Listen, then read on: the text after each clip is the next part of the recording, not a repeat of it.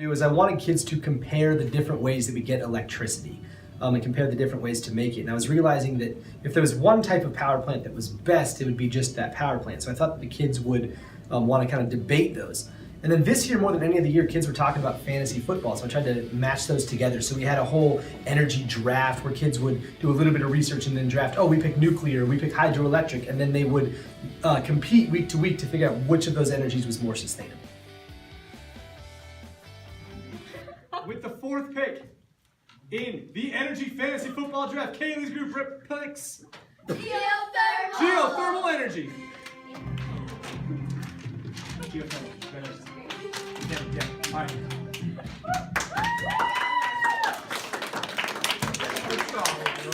Having the fantasy football scoring thing really gave kids an emotional attachment to what they picked. So they were like really passionate that wind energy would win. So they would actually fight on the behalf, and they would research harder and debate more intelligently. So engagement was as high as I've ever seen for like a debate activity. Geothermal plants are out in the middle of nowhere. What would drive anyone to work there so far away from civilization? Well, it doesn't hurt anybody around it, because if it's out in the middle of nowhere, there's no houses around it. So sure, it's a long drive to get there, but at least it's not hurting anybody. Well, the solar, it takes experience to know how to work with the panels. So it's a long drive for geothermal versus lots of experience for solar. And you need experience for any job. Well, yeah, but since solar has dangerous chemicals in the panels that if they break or leak would be hazardous, you have to have more experience than you would with others. The kids kind of picked winners, but it didn't even become about scoring. It was just like, oh, we had this great debate, and then let's move on to the next one. It was more about the competition than it was the score.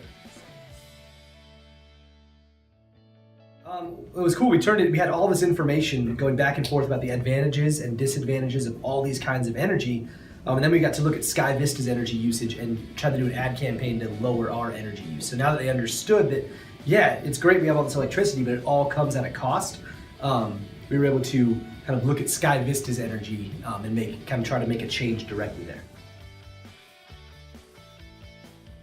We had the main way was on the internet. They were able to do research and try to determine what was a good source and not. We talked about how energy, because there's so much money in politics, that there's a lot of biased sources, but mostly it was research. We also brought in 2 experts. One works at a wind and solar company over Skype, and the other one works at a natural gas company, but he's really more about energy integration. He actually came into the classroom and would help kids, prepare for debates, and he even sat in and debated against a couple of teams. The argument part, really, because you got to like see which one was the best energy. Yeah, I agree with him because, well, it was fun to argue with actual groups that have a common sense that won't speak over you and all that, but it was a lot of fun.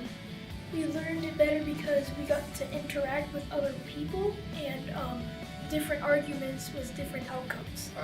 He gave us our own free choice, And so when we do our projects, Mr. Duggan, unlike most teachers, gives us a wide variety of choices, and Mr. Duggan's trying to get us to think outside the box. My favorite part of the project was researching, because then we would learn new things about our energy, and then debating, because we learned new things about the other team's energy. So I think it was really fun for us. My favorite part of the project was probably the actual debating, because it was really fun to see how well my group did against this group or that group. We looked at many articles from different sources and seeing which one was most maybe sound most reasonable. And then when we went on Skype, we found out more information about how wind energy is more efficient. When you look up bad things about wind, it says like it kills birds. The bird can't see the wind, so it kills them. And then apparently there's actually a sensor that senses when the bird is coming, and it shuts down the wind turbine before the bird gets there. I learned really new stuff about a lot of energy, like solar energy, how much it costs compared to trash energy, and geothermal energy compared to trash energy, the different costs and advantages and disadvantages. Before this project, I really didn't know much about like different types of energy. Like I really only knew like solar and wind, and I didn't know much on either of those. So it was really fun to learn all the different types of energy and how, oh, this energy's better for this area, or like, it was just fun to learn more about the energies. I would just like to say it's a really good project.